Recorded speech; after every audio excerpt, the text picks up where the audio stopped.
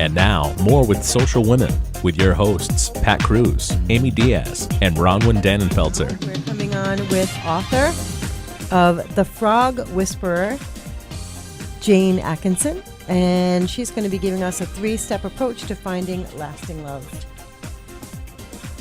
Jane, are you with us? I'm with you. Hi, Jane. Hello. Hey, thanks for having me on. We love this because I actually received your book a while ago and for a review, and I just pulled it aside and I said, this is really going to be a great topic for a lot of our listeners, and Valentine's Day is coming up, so what is this? Perfect timing.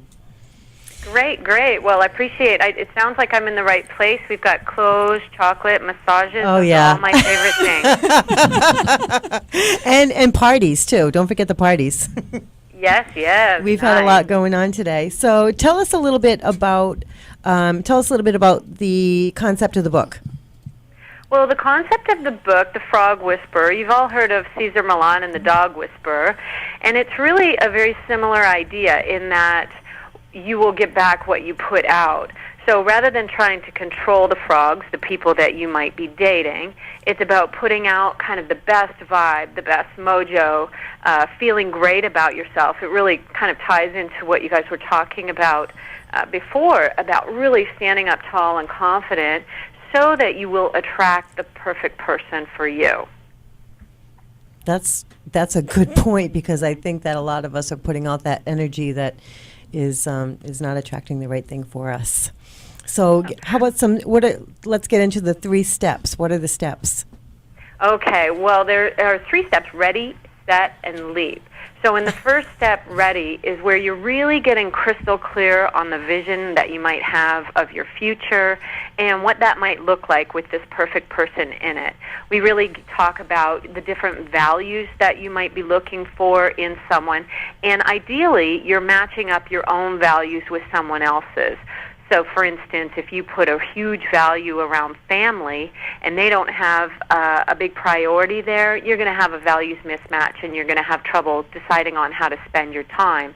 If you value travel and adventure and they would rather sit on the couch eating Fritos, then you're going to have a values mismatch. And so that is what we do in the ready stage. We get crystal clear on what the perfect day in our life might look like with that person in it.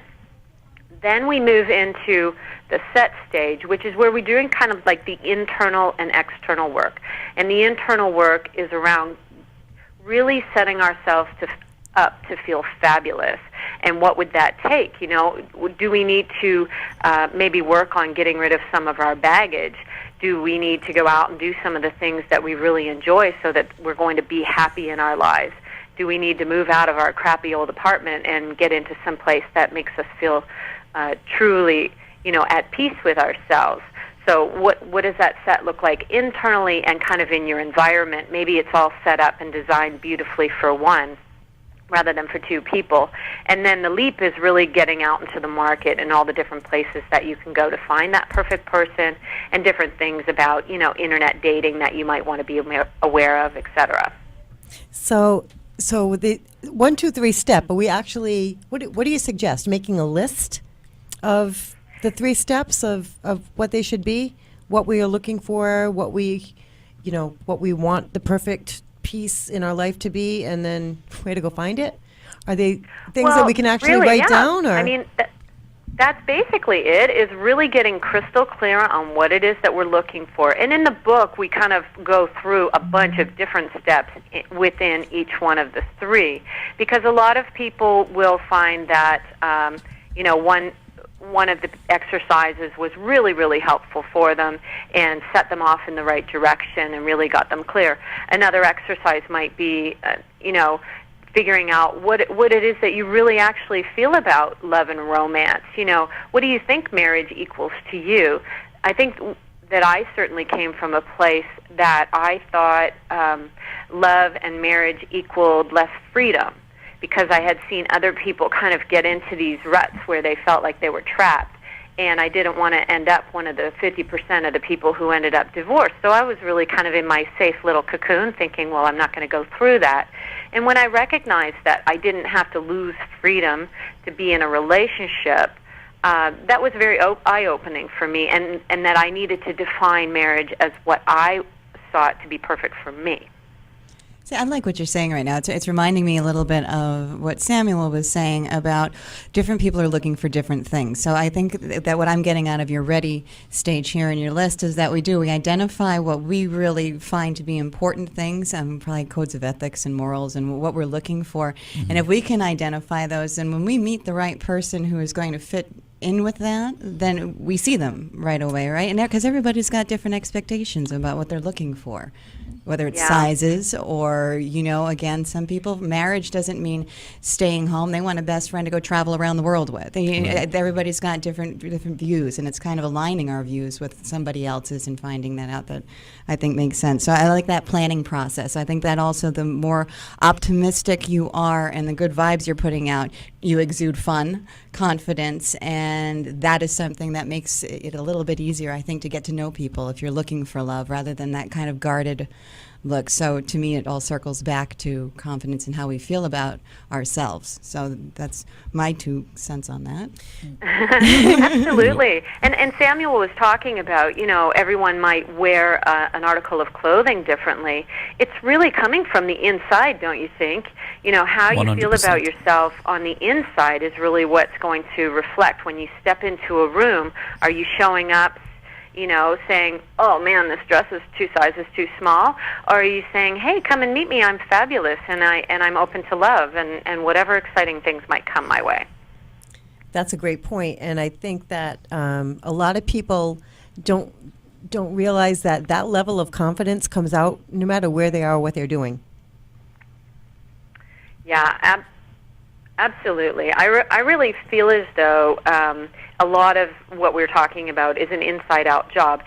Back to the dog whisperer, he was always talking about how, the craziness from the human would go down the leash and into the dog, and that's what makes the dog misbehave. And so, that's really the same thing, like the energy. Are you fearful for your little dog, and so you grab it and pick it up and protect it? Well, that's why your little dog becomes fearful. And so this is the same idea. It's really what you are putting out is what you will get back. If your mantra is, there are no good men out there, then that's pretty much what I think will come to you, is that, either you'll get crappy men or you will find yourself coming up empty. And I think if you really, truly believe that there's a right match out there for everybody, which I, honestly, at 40 years old, I was starting to question my own mantras, but I had to really go back in and reinforce them. And actually, that was something, Jane, that when I was looking through your bio and your website and I was learning a little bit about you, I realized that you actually use these steps yourselves. That's really how it all came past. That's why I wanted to learn a little bit more about you and your husband and your relationship. And as I was reading that, that's when it really intrigued me, because it was, this book isn't just these are the steps, but you know what? You've actually lived them. And you experienced them yourself, so it worked for you, and now you're sharing with the community that is looking what worked for you. And tell us a bit about how that worked. It was born out of frustration. So at age 40, I set out. I thought, okay, Jane, you're playing small in your life. You need to really step up your game here. And so, what do I need to do in order to do that? So I put out 3 really big goals for myself. Number 1 was to have a long-term lasting relationship in my life. Number 2 was to have children in my life, although I didn't really care if they came out of my body or not. I wanted to have kids somehow in my life. And number 3 was to own one of these houses that I used to walk by every day along the river in my hometown of London, Ontario. And so I started to really think about the types of questions I was asking myself, and I went through a pretty heavy-duty process that took me about 3 years from beginning to end. So at age 43 was when I actually met my husband, but the final kind of step in the process was I had bought this little shack of a cottage up near the lake, which made me extremely happy. And I had a girlfriend up there for a Chicks weekend, and we did this final kind of letting go process. I had gone through all the other steps. I had really gotten crystal clear on what it was I was looking for. I staged my home and my cottage for 2, And I was really quite serious about this, and I had this mantra. I forget what it was, something about being fabulous and open to love. And so my girlfriend and I went down to the beach this final weekend, and we got our list of all the things we were going to let go of. We wrote them down on a piece of paper, and then we burned them on the beach. And literally 2 weeks later, I met my husband on September 15th. And we got married exactly 1 year after that. That's a little bit of the secret zipping in there. Little My bit. favorite book. A little bit of the secret just coming in. When I think it could be nicer in red or yellow or gold or something much more colorful like that. You're listening to Social Living with Pat Cruz, Bronwyn Dannenfelser, It's not that and Amy Diaz. Well, welcome back to Social Women, and we are on with Jane Atkinson, who's giving us a 3-step approach to finding lasting love. And hi, Jane. Welcome back. Thank you for the Kermit intro. That was so appropriate. You're We're welcome. loving the frog Larry, whisper. yes, Larry is our producer, and he does keep us entertained. Yeah, what here. you call, what's the word? Awesome. Yeah. Oh, you are awesome. Thank you. So let's get back into, for some that are tuning in with us now, 3 steps. First step would be Ready? ready. Second, Where we get ready is where we get crystal clear on what it is that we're looking for. okay. Set is where we do the work internally to kind of clear any things that might be blocking us from love, and we kind of set up our environment to get prepared. And then leap is when we leap out with our fabulous selves onto the dating scene. Okay, so if I am heading out onto the dating scene, what would you suggest I do to get into that ready phase? Well, if you've already kind of done the work and you feel like you've gotten some good clarity around what it is that you want, and you've done that internal work to kind of remove any roadblocks that you might have been creating for yourself unknowingly, and you're ready to go ahead and take the leap, I think it's just a matter of deciding where it is that you're going to go to seek this perfect partner of yours. Maybe you get out and do some of the things that make you happy, and that's it becomes the commonality for you. So if you love to cook, maybe you take a cooking class, and there are other singles there. If you love to read, you become a part of book clubs, or there's so many different things that you can do. And then, of course, there is the new meeting of the old-fashioned way, which is how my husband and I met, which is online. So tell us a little bit about that, because when you were getting into that ready stage and you're explaining that, it sounds a lot like, answering the questions on eHarmony or something. On the questionnaire. And you know what? That's why eHarmony, I think, is successful, is because they're really about values dating. They're about matching up your partner's values with yours. And so we go through that in the book as well. And it's just so true. I mean, it's not even in the dating relationship. It's in any relationship in your world. If you are working with a client who doesn't hold the same values as yours, if you're working with suppliers or anyone in your world, friends, that don't have the same values, you're probably not going to stick with them for any length of time, especially when it comes down to integrity, values, and things like that that are really important to you. So I think that's why that particular site is so successful.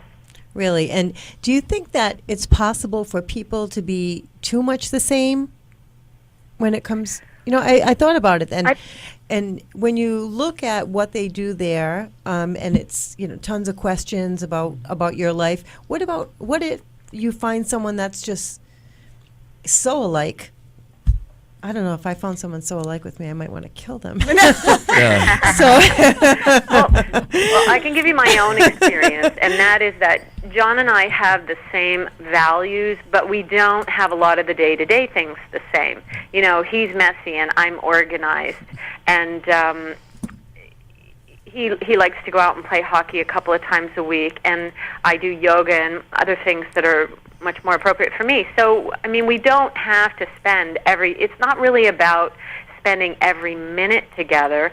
I think values goes much deeper than that in what is important to you in your life. Do you value honesty and truth and integrity? And if you do, you don't want someone who is going to lie to you all the time. I don't know if Yeah. anyone would ever admit, though. Liar. Check. Well, that is why a survey on the internet is not necessarily going to do it for you. You're going to have to dig that out over time and find out, if they lie about the little things, that's a red flag for me, because if they lie about the little things, little day-to-day things, then perhaps they're going to lie about the big things as well. What I liked about what you said was you were saying that it took you 3 years in this process. You started around 40, and then at 43, you kind of did that process that you did up in Canada. But I think not getting discouraged is a really good point that we need to drive home right now. And then, we started the show off talking about eligible bachelors, and was it TJ that said 37 years old, and Right. I'm the last one, left who hasn't had a relationship or not married or with kids. And people are out there. Don't get discouraged. Just if you keep on moving, I would think that you're going to. The opportunities are still there, and I think I hear a lot of people sometimes going, "Oh, there's nobody out there. I can't find anybody." Well, if you think like that, then that's You're probably never what you're going going to to get. Right. Well, the thing is also with this, we were talking about numbers earlier, about the number that you see on the tag. And then you put a number on your age. I'm 37 and I'm still single and I'm a woman. Oh, God. Oh, goodness. Are you kidding me? But you know what? TJ also earlier, our eligible bachelor said, the pressure from family and mom and everything else. And it's like at the end of the day, I was saying over the break, the competition is against yourself. It's about improving who you are, finding the partner that's going to make you better.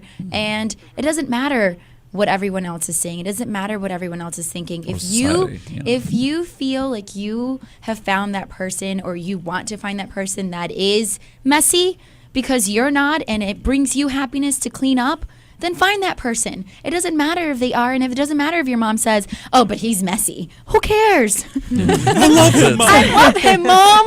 I love him. He's breathing. Yes.